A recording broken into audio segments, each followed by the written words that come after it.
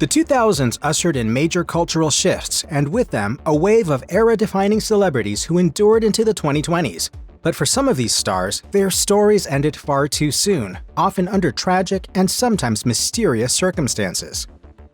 After a variety of sitcom roles in the 1990s and breakout performances in Clueless and Girl Interrupted, Brittany Murphy became one of Hollywood's most consistent stars in the 2000s.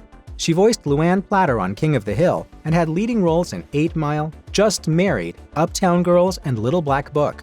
But then on December 20, 2009, Murphy's husband, Simon Monjack, discovered her in the bathroom deceased. The Los Angeles County Coroner's Office performed an autopsy and found that she was anemic, suffering from pneumonia, and taking medication at the time of her death. The investigation also revealed that 90 empty prescription containers in Monjack's name were found near Murphy. At her father's urging, her hair was also sampled, and the results showed that a large amount of toxic metals were present in the late actor's system. The investigation stopped there, but not before the strangest part of this story.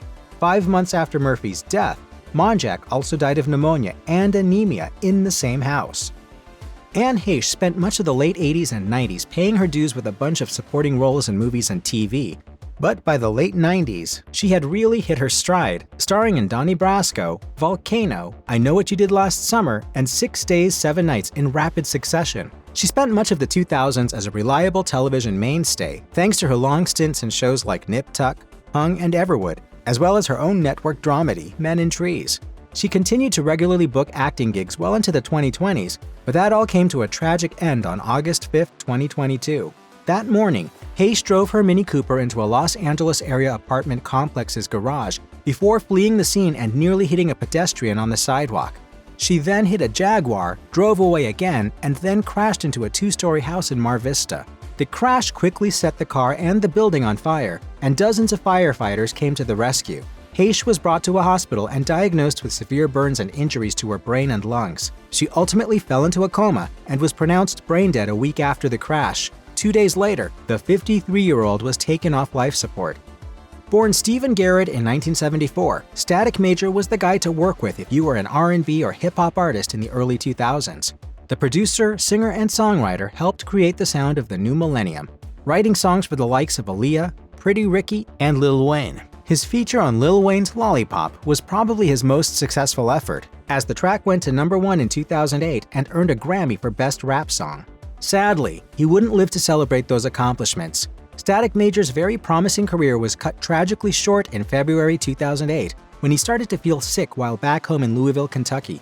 A doctor at Baptist Hospital East diagnosed him with myasthenia gravis, a very rare autoimmune condition that breaks down the pathways allowing nerves and muscles to communicate. While the rapper was in the hospital, a surgeon incorrectly fitted a catheter into his neck, which caused him to quickly complain about severe pain in his internal organs. When the catheter was removed, Garrett passed out and never woke up. What's especially strange about his passing is that while myasthenia gravis is almost always diagnosed in men over 50, Static Major was just 33. After a few small roles throughout the 1990s, Naya Rivera kicked off the 2000s as a dynamic young actor. She popped up on 11 episodes of The Bernie Mac Show before landing her signature role as Santana Lopez in Glee in 2009. She brought a lot of depth and vocal talent to the mean on the outside cheerleader and quickly became a fan favorite on the show. On July 8, 2020, Rivera and her 4-year-old son took a boat out onto Lake Piru in Ventura County, California. 3 hours after they set off, her son was spotted alone and asleep in the boat, and authorities quickly launched a search and rescue effort for his mother. He said, "Don't worry, we have Josie, but your daughter's missing." The actor's body was discovered 5 days later on the surface of an especially deep area of the lake. The Ventura County Medical Examiner's investigation determined Rivera had drowned after getting tangled up in some plants underwater. She was 33. In an era when more and more listeners were gravitating toward dark, sludgy music, Slipknot was at the top of the game.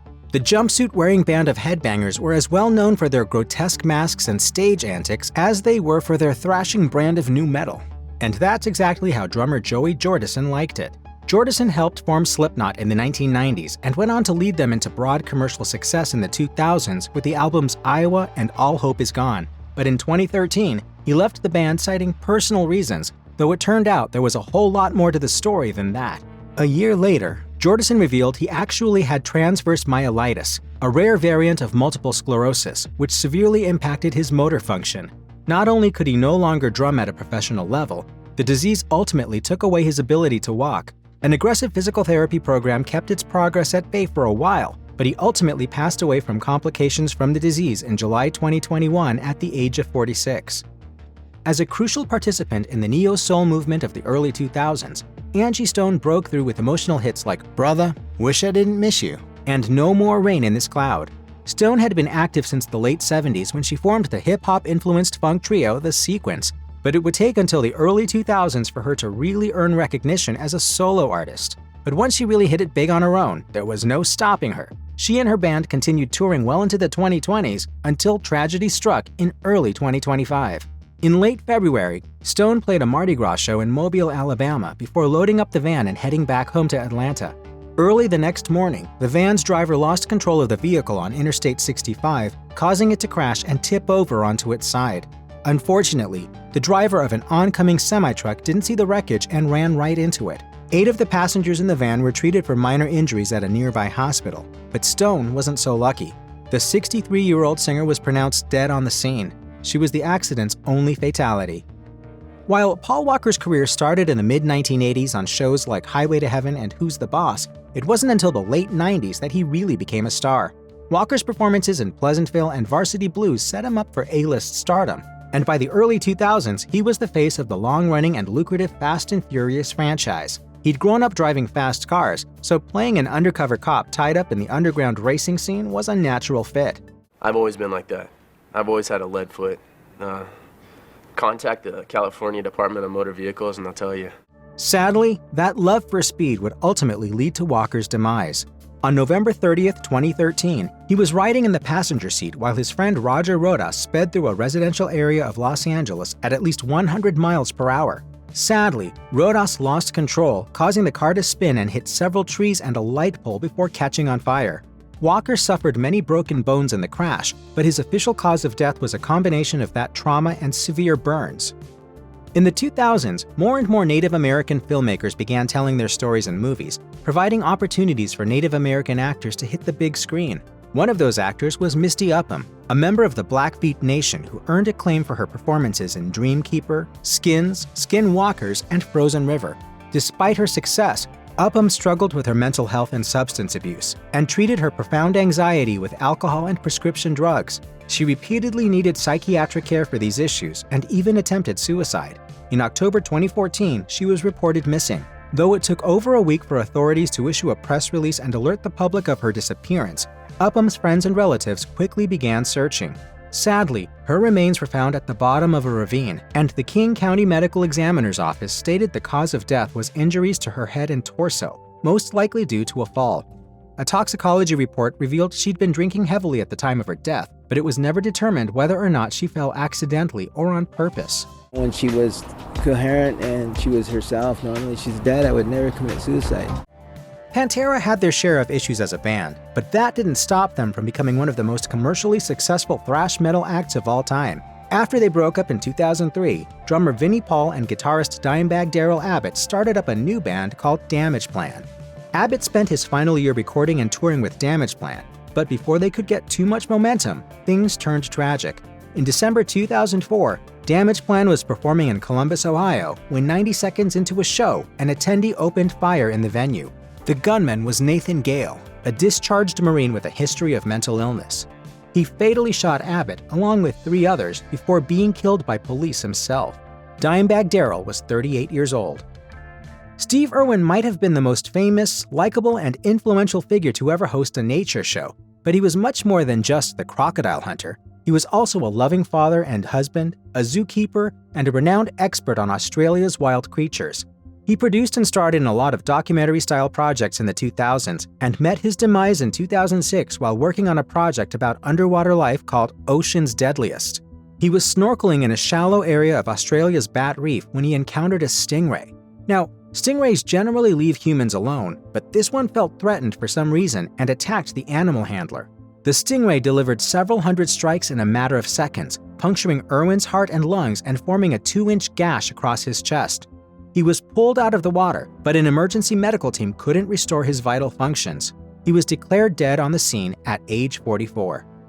Johnny Lewis was a prolific character actor who found plenty of work on network TV in the early 2000s. He landed supporting roles and lasting arcs on a number of hit shows of the era, including Boston Public, American Dreams, Drake and Josh, Smallville, The OC, and Sons of Anarchy. But by 2009, Lewis was dealing with a lot of legal issues. He was going through a custody battle with an ex and was arrested multiple times on suspicion of assault. Sadly, it was those allegedly violent tendencies that seem to have led to the actor's death in 2012. Following a stint in jail, Lewis rented a room at a creative retreat operated by 81-year-old Kathy Davis. When the LAPD responded to a call from a woman screaming at the mansion, they found both Lewis and Davis's bodies. According to the investigators' timeline, Lewis had seemingly strangled Davis and hit her with a blunt object before trying to escape. Then he either jumped or fell from the building and was fatally injured. He was 28. After Texas-born Johnny Hardwick turned out a memorable performance at the Laugh Factory in LA in the mid-1990s, King of the Hill creators Mike Judge and Greg Daniels hired him as a writer on their primetime animated comedy. Before long, he also joined the cast, voicing the conspiracy theory-spouting exterminator Dale Gribble for more than 250 episodes of the series. After King of the Hill went on hiatus, Hardwick maintained an active YouTube channel where he continued portraying Dale and other characters in a series of bits. But in August 2023, the police performed a welfare check on Hardwick in his Austin, Texas home. Sadly, it was there that officers found Hardwick dead in the bathtub. He hadn't drowned and he didn't die by suicide, but authorities can't speak to much more than that. Hardwick had been deceased for so long that medical examiners couldn't conduct any meaningful tests. To this day, it's a mystery how Hardwick died. He was 64.